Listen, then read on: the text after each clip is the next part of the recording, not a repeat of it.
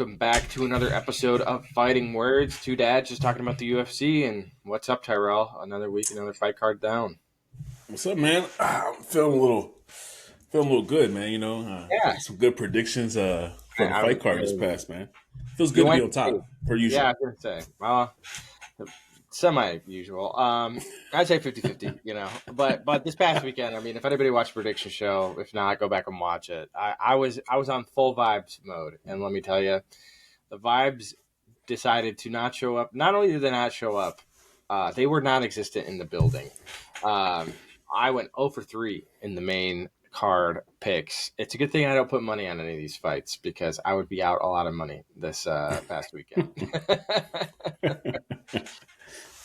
Yeah. But UFC 30 was it 306 in the books. Yeah, we'll talk through the three main fights we talked about on the main card. We'll go bottom to top, starting off with Diego Lopez and Brian Ortega. I mean, Diego Lopez, I know we both picked Brian Ortega to kind of be like the dark horse. Don't know why we did that. I think that caused me to go down the vibes train, but Diego's a problem, man. I mean, He is, and we know that. We know that, and we're probably some of the biggest supporters he has out here in the MMA podcast game. Like we champion him. We've been on the hype train since the beginning, and I don't know what got in our brains about Brian Ortega. I mean, he's the human punching bag. He definitely gets beat on every fight, and obviously we said that. We mentioned that. Yeah, we said he may just pull it off. That was not the case. well, and it looked like he was catching a little bit of steam at the end of the fight. It looked like he had like Putting some hands together. Yeah, it definitely looked like Diego was dropping off. Which I'll be interested to see Diego in another 5-rounder. Yeah, put him in a 5-rounder, see what happens. But get somebody who's durable and can strike, because he did try to go for the finish in that first round. I think a little bit of it was he was gassed, and yeah, I would like for Brian Ortega to put more pressure and try to grapple in that. Right. But Diego Lopez is also a great grappler, so it's not like it's an easy thing to do. Yeah. Yeah, man, he's very good. I saw that Mosar said, "Hey, man, you got 2.5 weeks to try to set up the rematch for them too." And I would love to see that fight, but I think we're talking about this off air. I would love for it to be like a full training camp for Diego before he runs back in there. So I'm hoping he doesn't decide to do that. But his hands look really good in this fight. Yeah. I love the commentating team talking about him. Just talking about how he kind of like tightens up when he's, and he's throwing heavy punches. And I'm like, it got us thinking about listeners. It got us thinking about potential matchups. And Ian had mentioned, I'm forgetting his name right now. I see his face. Who's your boy? What's your boy's name? Arnold Allen. Yeah, it'd be a great matchup for him. And we're just really excited to see where he goes next. I doubt he takes that fight on 2.5 weeks notice. He shouldn't. I don't think. He put himself in a great position at 3 in the division. So don't go lose that fight and then potentially stop the train from rolling. So I hope he kind of just takes his time. But then on the other end for Brian Ortega, that was a whooping. That division, I think you kind of just dropped down out of the top 6 area of people. So moving to 55, but I'm like, yikes! No. He fights out his contract in 145. He has no business going up to 155. No, it'll be spooky if you go up there, buddy. You can't beat no one up there in that top 15. They'll beat you so bad. Yeah, that'd be bad news for you. He's not big enough, in my opinion, to be up at 155, because the guys who are at 155 are cutting down from 180 or a little bit lower than that.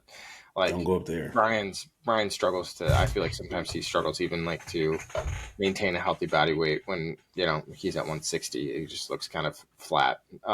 Which whatever, it's fine. But I think that Brian's out of the title contention, in my opinion. I think his career, he just has too many stops and starts. Sure, he's a fun guy with some fun finishes. I mean, I'll never forgive him to what he did for Frankie Edgar. Like, that is still 10 out of 10, like, murders in the octagon. But I did want him to kind of like almost have like a little bit of a comeback and just be, this is my one last run. I've got this. But I mean, you run into a tank that is Diego Lopez. I'm not sold on Diego when I make this comment. I think I'm 110% that he should be fighting for the title. I I think it's very hard against him in the top two, like Ilia Topuria and Max. I think those are very, very, very difficult fights for him. I did say this to you earlier, but I think that Ilia Topuria and Diego Lopez could be fight of the year because they both have just durability and they both can just throw hands like it's chaotic, but also like we'll love to see it if they get there. I think in my opinion, the Arnold Allen versus Diego Lopez is the fight to make in terms of like for title contention too, because I think it puts Arnold back into it. You know, he had a good win against Giga Chikadze. I know he lost to Max. I know he lost to Mobzar in a very, very, very questionable fight. And if they don't go for title contention, then yeah, either they fight Volk or maybe the winner of that takes Mobzar for the title as well. But Don't forget Josh Emmett. I did forget about Josh Emmett. He has not been He's fighting a while, but I mean, he's we, still a t- we problem talked for about it most last guys. episode.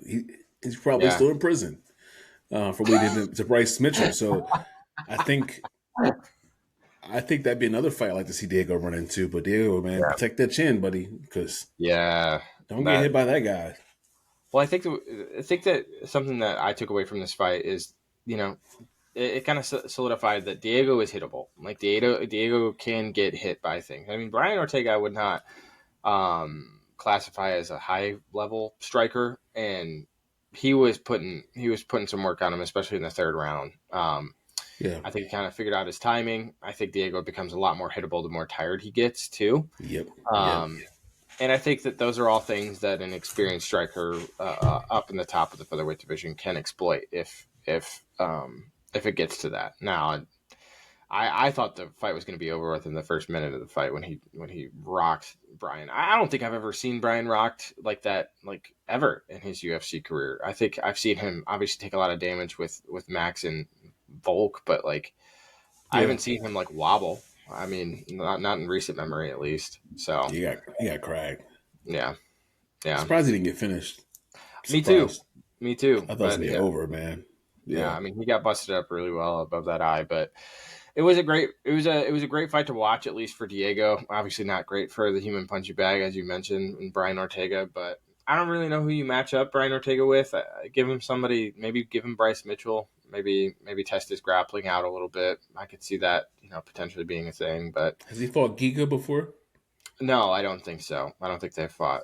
So that would also be a good fight. Both guys coming off a loss. So yeah, I think there's a couple of fights to make for him. Depends on how violent you want to make it.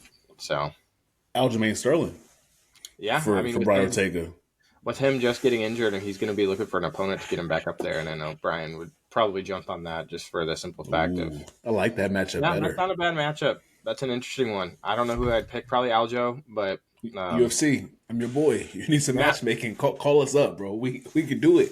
there it We is. can Yeah, gas us we up. can matchmake for y'all, man. Yeah, pay us the big bucks. Come on, just let it come on down. Now we're just making auditions left, right, and center with this show. Uh, Why not? Why not? I mean, yeah, exactly. Second fight on the main card, the co-main event, was, I mean, if you're not a wrestling fan, a snoozer. But if you are a wrestling fan, a great show of Domination. skill. Yeah, no, it was crazy, and I don't know why I went as positive as I did for Alexa Grasso. I mean, there were moments of submission, that, like potential, like no question, but like Valentina, man, if that's how she wants to round out her career, like She in can terms be. of being a wrestler, She can beat anybody, bro. She can. She just can, bro. She gonna keep collecting those rubies. It's over. Like Manon, you're not beating her either. See me, Manon. I like you. You're not beating her. You're not beating her because she's too smart, bro. Like she's she too is smart. very smart. She's Very, too smart. very, very- She's too smart. And when she's on her game plan, it's over. Yeah, It's over, man. yeah. She's talented. I am very interested in that fight next for Manon For and sure. Valentina. I mean, I think it's Valentina's being matched at her size now, where Manon, I would say, probably is even a little bit bigger than her. And Yeah. so you kind of run into this like interesting combination where both are very good strikers. Manon has shown that she can handle Aaron Blanchfield's takedowns. I mean, granted, Aaron is significantly smaller than her, like, and that's not a thing she's going to have. So Also, she's one dimensional. yeah, Valentina's not. yeah, You know, got to worry about my punches and strike, like my hit kicks, my body kicks, my punches. But I hmm also can grapple. Makes it a hmm little bit more different. Makes you tired too. yeah, Valentina's not going to back up. You know, like yeah, she's gonna control the cage too. I think it's an interesting matchup. But who has Manon fought on Valentina's level? yeah. I mean, what she did? She Manon fight Rose, right? She fought her, and that Small. was She's small. yeah, She's small. smaller. She's Yeah, very small. I mean that division is kind of a hard division to really matchmake for like Valentina because Valentina is so unique. I mean, and I'll credit to her. I mean, the game plan was like immaculate. Like Oh you my. could not have done a better job at game planning for Alexa Grasso. And credit to Alexa. Like she knew. I think she knew going into the fight. She's like, I'm going to be fighting off my back. Like so, I got to start really, really, really drilling those submissions off my back. You could tell she, but like when she was able to throw her off an armbar, like I'm where she telling you, just snapped her bro. down. Like I was like, She wasn't even that worried. fight, She wasn't even yeah, worried. no, Like you were texting me, like thought they hit like the guillotines, and I'm yeah. like, it's not. She Well, was so at calm, first I bro. thought it was stunk in a little bit more because of the Yeah, angle that we were shown, and I was like, did but this she just wasn't happen squeezing. again? But she No, wasn't squeezing. She just like not and like after he the first was, little bit. Yeah, yeah, I think she and squeezed initially and found that it dominated wasn't her, going bro. anywhere. And then she got on the Yeah, mic no, and flex four languages. Like, let me show you yeah, what I really do. she's a secret agent. There's that's my conspiracy theory with Valentina Shevchenko. Gotta be Yep. quiet about that. Yeah. Yeah, be No, careful. no, Be I'm making it careful. known. I'm making it known. She's a secret agent. She's just there to Um, keep the UFC in check. who would you book next for Alexa Grasso then? I don't know, man. Aaron Blanchfield probably. Honestly, I'd Mm. probably feed her to the wolves of like, hey, if you What about can't hang, Rose? here's the door. Yeah, What about Rose? I like Rose too. Rose is interesting because They I gonna throw think I'd like to hands. see. Yeah, I think I'd like to see that fight too. But I also like to see her, Rose and Macy Barber because of the chippiness that they've had in between Oh, each other. So I'm down for that too. yeah, Macy Barber would be an interesting one with Valentina. I think she's yeah, kind of a bigger girl. Her and bigger Manon girl would be fun bulldog. too. I want to see her Yeah, and Manon too. But I yeah, think, unfortunately, I think we see a highlight reel for both of those girls against Macy. I think that Macy gets slept by both of them yeah, being just a bit more technical than Macy, which she'd be there doing her. She'd be swinging all crazy to get caught and go to sleep. Yeah, yeah, um, but that's gonna be a fun matchup. That's gonna be a fun matchup for sure. I like that fight more than this one, to be honest. I mean, I think you and I both had said in the preview show that we were kind of over the trilogy for this, and I'm glad Yeah. we have a definitive loss for Oh Valentina. yeah. Great story for Alexa, and caps off to her. I mean, nobody can remove the fact that you kept your belt. And yeah, it was a draw, but I mean, you defended it. You showed up, you fought. Judges gave the scores. You can't change anything about that. But in terms of making the definitive win now, Yeah. I think we could close that book and say, while she did, it's 1-1-1. We could kind of say that Valentina would probably win that. Probably She was dominating the first fight. She right. dominated the third fight. Let's wrap this thing up. Yeah, and Um, I think they get it. don't forget about this person being in the next two fights against Mm-hmm. Valentina because she was in the crowd. I don't know if you saw that Zhang Wei Young Li was in Whaley. the crowd. She was in the Mm-hmm. crowd. I'm like, hey man, if she's big, if she moves up to that weight division, that's a fun fight for me too because she can do a little bit of everything. Yep. Um, The I would like strength to see that drop fight. a bit. I think that that's the big thing there is how well does her strength carry over into that division, and how much of an impact would it be from not only the striking but also the grappling, and how well could she? Bro, she picked up Francis Ngannou. I think she'd be good. Yeah, I think so She too. picked up Yeah, Francis. Like, yo, I she's I would good. love to see that fight because I think women's what is it flyweight needs a little bit of love, needs a little bit of excitement there, and I Until think that well, if they would give us the fight we want to see, Tatiana Suarez versus her, we wouldn't have to do this. But she just got well, booked today. Did you see she got booked today? Tatiana Suarez did. Yeah, what she She get got booked? booked against Virna. Oh Um, yeah, Verna. yeah, Yeah, what or yeah, tough yeah. fight, tough fight, tough Very fight, tough fight tough, to get tough back fight. into it. But I think that if she wins, she's back. Obviously, let's give her the title shot. Like we don't need to Yeah, worry about it. yeah, I mean, there's only so many injuries a fighter can go through before we really got to see this fight. Or else yeah. it's just going to No, be a shame. But agreed.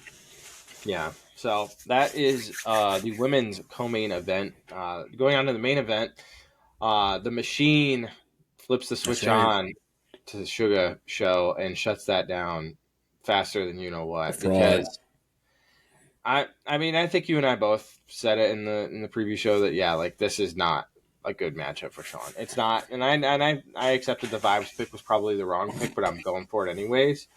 Yeah. I I definitely saw this happening, but what I didn't see happening was as good of a game plan as Marab brought to.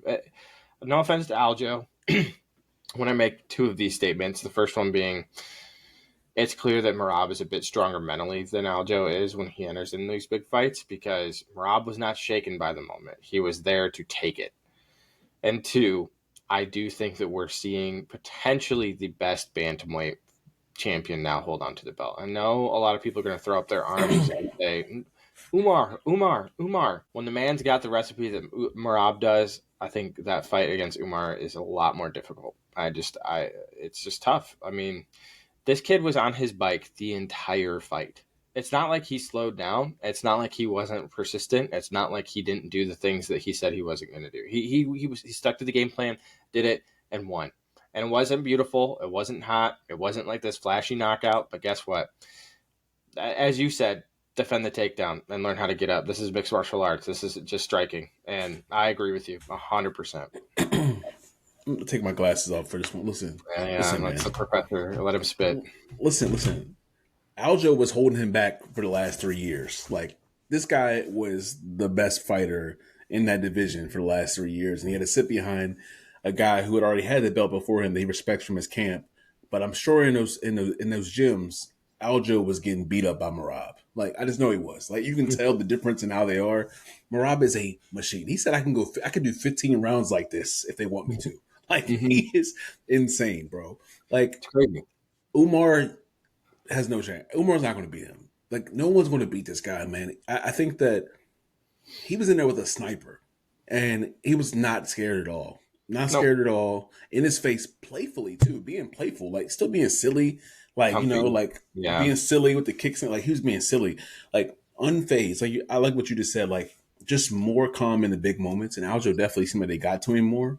And I Hmm. think that Aljo just had a sense of, and I feel for him because he won his belt in a very weird way, and I bet you there was some what's the word I'm looking for, imposter syndrome he probably Yeah. carried Oh, for sure. in his championship reign, even though he beat a lot of great fighters while he had the belt. But to get Hmm. it, how it happened, I think he held on to it a little bit. So, and it's how people treated him. I think he's a little bit more emotionally involved by the crowd than Hmm. Marab. I don't think once Marab gets in that cage, I think he's just like, let's get it. Like I know what I'm Hmm. here for. But it was just a domination, man. I just didn't Yeah. see any other way. Watching what he did to Corey, what he did to Henry Cejudo, what he did to Peter Yan, like I'm like, there's no way Sean, who I felt like may have lost that fight against Peter, and I think would have a hard time with Henry, would dominate this guy. Yeah. Like he said, he kept saying his lead up to the fight. Sean did. He was saying, I had 5 rounds to find that shot. So almost like to me, telling me like, I know this is gonna be tough for me, but all I need is one shot to put his lights out. Well, guess what? Hmm. You're not gonna get the opportunity to hit that. And I kind of want to kick that back in a little bit too. Sean, you coming out and saying you have an No. injury Yeah. after the fight is the most wussy thing you could possibly do. I'll say that. I want to There say it is. something else. Yeah. Because you wasn't hurt during that fight, but you were not No. hurt coming into that fight. No. Because I feel like you're the kind of person that if you were hurt, you would pull out of the fight. You would pull out of the Yeah. fight. I just feel like you Yeah. fight once a year anyway, so you would have pulled out the fight. I think you got hurt maybe in the midst of the fight from the takedowns and such. But Hmm. for you guys to cop please and say like, "Oh, I got hurt. Like I hurt this," and I don't want to make excuses about it, but you are making excuses because you're saying that, "Oh, I was hurt." And then for Tim, for you to be yelling at Marab, trying to get his like throw him off his game early in the fight, you're corny too, bro. You talk Yeah. all that trash about Marab, he's gonna be an easy fight all these months, and then he whoops your boy like that. Right, whoop you too, for real. Yeah. I just think it's corny, and I'm happy Yeah. that it's ended this way because now it's like the MMA guys are doing what they're supposed to do, which is reset the order to if you're the best fighter, you should be the champion, not just a guy who has purple hair who seems to be a star. Like Right. he got such an easy way to the title, and not to say he's not talented because he's for sure talented, but they definitely did a good job of picking matchups for him to get him there. Because if he went through Murder's Row like a Corey Sandhagen's had to, he would fall down like Corey has. Corey has fell down multiple times Got up. because they throw Fell him in down. front of Got the up. hardest fighters. Yeah. Yeah. But when you're like him, who gets to jump past people and get Mm-hmm. there, and then pick who he wants to defend his belt against the first time, you get this. This is what Yeah. happens. It's kind of like Leon Edwards, and so Leon fought a lot of nobodies to me in his way up to the title shot. Right, I think he fought a lot Mm-hmm. of great fighters, and Yeah. then he got exposed. Right, he felt someone he didn't want to fight and got exposed. It's Yep. just how it goes. That's why we got to respect Kamaru. We got to respect Izzy. We got to respect like fighters like that who fight whoever they throw in front of them because that's the true champions. And Sean With O'Malley just no wasn't a true hesitation. champion. No The hesitation. hesitation, that's the key thing there. And I think the sport has moved past the Sean O'Malley, and I think Dana wants to hold on to this old model of we have superstars here. Meritocracy does win out. I mean, it hasn't always in the past for UFC. I mean, we've seen it. How many times has Connor skipped the line to get the title shot? How many times is it benefits the people who move money. I mean, there's no question about it, but the UFC stars are different now than they were back in 2016. I mean, obviously that was Oh, 8 years ago, but let's talk about that for a second in the sense of 2016, Sean would be taking over the world by storm. But now, since the UFC's kind of broken through the mainstream and you have a lot more people who are following it a bit more religiously, yeah. they move towards the less. I mean, I think hot opinion. I think Marab's more popular than Sean is as of late. I don't think. I mean, yes, Sean had the That's fair. cultural impact in the Americas. There's no question about it. But Rob's for a global. European fighter, Marab. I mean, his personality. I mean, he's won over most of the hardcore fans and the people he'll pick up along the way for just his personality alone. I think is great for the UFC, and they should be happy about that as him as Yeah. champion. But it feels like Dana's protecting what he perceives as a potential cash cow. But I don't think he moved the needle. I mean, he didn't move it when him and Cheeto fought. I mean, I don't Nope. think that he moves the needle in terms of pay-per-view buys. No. The stats are coming out left, right, and center that he really isn't that big of a draw. I think Even he's a Aljo said it. generational fighter. Yeah. Even Aljo said it after their fight. He's like, we didn't do as many pay per view buys as we thought, and like this kid doesn't sell tickets like he thinks he does. Yeah. And I think you're right on that, man. I think that we're at a place where the UFC is a household name. There's a lot of casual fans. There's a lot of people who've been around like us for a long time, and truthfully, we just respect fighters that are willing to fight whoever, whenever. Yep. That's just more of what we want. We want the fighters that are not scared. I don't want the fighters who pick and choose. That's just corny, man. We don't respect that, and maybe the Well, casuals like that. But for people like us who watch it, all the time, like we want to see the guys fight the best people all the time to show how tough they are, how good they are, and show their real skill. And Sean O'Malley, I think you're a very good fighter, but now you're going to have to prove it. You're going to have to really prove it. Yeah, you got that strap once. Cool. You defended it once. But now you're going to have to fight some killers. You're going to have to fight Corey Sandhagen. You're going to have to fight whoever else is right there waiting for you to get yeah. yourself back up to this fight. And I don't know if you're mentally strong enough to do it because you didn't Well, have to do it to get here. the nail in the coffin for me obviously was the injury where he started claiming it after the fight, but it was for me the telltale was with the post fight interview and how he skipped it. Like, why are we skipping that? He said But he waited. They said he waited. Oh, you mean the presser? The presser. the Oh yeah, presser, yeah. That's corny. I hate when they do. no, Yeah, no. I hate when they skip that. Go In sit my down. opinion, Leon did too, didn't own it. he? Yeah, Leon did yeah. too. It's soft, is what it is. And I It know they is. just went and fought for 5 rounds and they entered in an octagon. But I don't care. own your shortcomings. I If you know want, he talked a lot, but he was respectful of Marab at times too. So we knew that Sean was not the trash talk king. yeah, I just think that when people get exposed like this, their character is more on display than we think. And I think when you see guys who, the perfect example I give is when Rockhold showed up after he got knocked out from Bisping, and Bisping was chewing him out left, right, and center, and it was a hard interview to watch after they just won the belt. But Rockhold had the stone to show up not only after he lost his belt, but after he got brutally knocked out. And that's tough. In yeah, every yeah. stretch I of and he respect it. sat there and took it. And he was like, yeah, I came up short. And yeah, I hate Bisping and all that, yada, yada, yada. But the man showed up. And Yeah, talk about, Izzy. I mean, man had a hard road after getting knocked out from Pereira. That is a hard thing to go and talk in front of people. yeah, Volk gets brutally KO'd by Islam. He still has the stones to go up and show up. And some would say that was probably one of the more embarrassing moments of his career. yeah. But all these champions who are solidified Dustin themselves, Poirier. Well, he's not a champion, but uncrowned king Dustin Poirier uncrowned king, sits at yeah, that microphone every single time. It does not yeah, and he matter. hates the I media. love it. He hates the He media. hates Yeah, it. He hates it. and he shows So, so much raw emotion there, and I just respect it so much because it's like I know how mhm, much you care about this, but when you run away and hide, and then you go post on social media the next day and say this and this and that, it's corny. Like you don't want no, to answer questions. It's you need to sit there and answer the questions. You didn't get knocked out.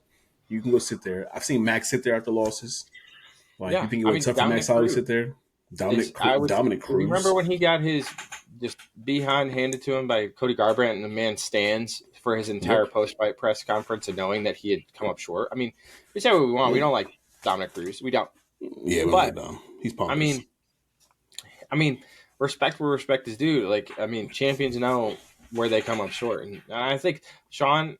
I think we should have known this when he was trying to vacate that whole Cheeto loss and say that he was undefeated. Still, I think that was showing his true colors there, and we just didn't realize it Yeah, at the I time. And I agree. think that now we're kind of at the point where it's like, oh yeah, no, Sean has Sean is a little softer than we thought, and I mean, Yeah. anybody who dyes his hair pink too consistently, and I don't know, I have some questions for. Well, I feel like the writing was on the wall, or the proof was in the pudding. In that Peter Yan fight, it was a tough fight, and you could That see in was a his very tough face it was a fight. tough fight. He showed some cojones, and he definitely manned up and fought like to get that split decision, whatever. I don't know if he won that fight, but Yeah, it's like pretty imagine if close. that fight was a 5 rounder. Do you win that Yeah. fight? Are you Well, Peter built to was win? Peter picks up Exactly. steam. Yeah, He and was he building. was. He was building. Yeah. Also, how did two of those judges make that fight closer than what it was for Sean? Like, what Was is it going 48, on? 47 for Yeah, unanimous decision? Yeah. two. Well, I saw Sal Diamato, and I don't care that I mentioned him on Oh, the he, podcast. he's trash. He's trash. I hate it when he judges, and I know every time. And I saw it, and I was like, cool. If this goes down the cards, it might be a split decision, or it could be worse. So Wasn't even close, bro. I don't even know around Sean won. I gotta go back and rewatch it, but maybe the like fifth round, maybe the fifth round. maybe the pick got taken down in that round too again, didn't he? Yeah, And yeah, be doing but like, not as bro. held down as much as Marab definitely Well, played it safe for that last last thing before I round. know we probably cap this. Yeah, Herb Dean, sit down for a little bit, buddy. Like, what were you doing? Like, um, do you hate Marab or something? Because you were just being super corny the whole fight. I need to see more action. Marab's on top of him, trying to actively transition to a yep, better position. He's like trying to do things, and you're like, "I'm gonna show me something." It's like, who was in your ear telling you to do that? Was it Dana White? Was it it the was UFC probably telling Dana. you? Like, it's I'm sure corny he came to because him before and said, and I, "Hey, yeah, I love that DC and those guys were like, this makes no sense. yeah, Like you can't stand him up. Like he's definitely in a dominant position trying to do things. Like you can't stand him up. Or he's kept trying to talk to Marab in different positions where he was dominating. I will give him credit for catching the glove grab by oh, Sean that because was that was dirty. horrendous. Once That was again, awful." corny. He tried to submit him like that really quickly, and it's like that's corny too. That you would even try to do that in a championship fight. Like Mm-hmm. where's your respect for the sport? Like to try to do that There was because you no know you're going to get honor. dominated. Yeah, No honor in it. I'm like, that's corny in itself. Like clearly grabbing the glove to try to get the submission. I'm glad Herb insane. caught that, but like Herb, the rest of the fight, man, you were being a Herb. Yeah, he For the was. slang Yeah, term, he you were was. being a Herb. You were being Yeah, ridiculous, bro. Like I couldn't believe it that you were trying to do that. And I know Murad may have frustrated you in the first minute when he called out Tim Welsh for like trying to talk to him, and you're like, "It's my job." But it's like, then do your job. Then how about you yeah. address it and And handle tell him it? to shut up. To Yeah, yeah, yeah, like instead of making Marab have to do it, like yeah. put your Exactly. ego to the side when you're in that cage, man. Like there's Yeah. professionals going on, they're fighting in there, and you need to be professional yourself. And he usually is. He's usually Mm-hmm. great, but for some reason with Marab, he was being super super weird. I just didn't understand it. So, Yeah. Herb Dean, sit down for a little bit, buddy. Go sit down Yeah. somewhere a little bit. Just go think about your performance. And as a final note, I really did like the commentary this fight card. I thought they did a great job. I also thought they did a great job at talking through why wrestling and grappling is so important because I think a lot of casual viewers were viewing for Sean. And I think that, like even some of the arguments they made about, hey, I'll be honest, I think that you should start the round wherever the last round ended. I don't know. For excitement, it isn't Oof, that exciting, but I think but that it'd make that's a everybody a fight. lot better at grappling, and it would Yeah, definitely level the playing field because as it stands right now, it's still a striker's advantage. So yeah. I don't know if I hate it. I would love to see a couple more suggestions that Joe and DC have brought in. I mean, imagine if DC would have been able to start every single fight in the same position. That I don't think. I don't know, man. That like Is he a champ? I don't know. That's a fun little game that we might have to play. What is our top favorite rule changes that might need to be made? I might have Oh just yeah, spawned a video in my brain. yeah. But we'll put a finer point on this podcast. I appreciate all the listeners tuning in. Please drop us a follow on Spotify, Instagram, or YouTube so you guys know where to find us. And thank you so much for tuning in. Drop a like and yeah, let us know what you thought about the fight card. Always a little humble pie for me whenever I don't get any of my picks right. So let me know what you guys thought, and we'll catch you all next week. See ya. Peace.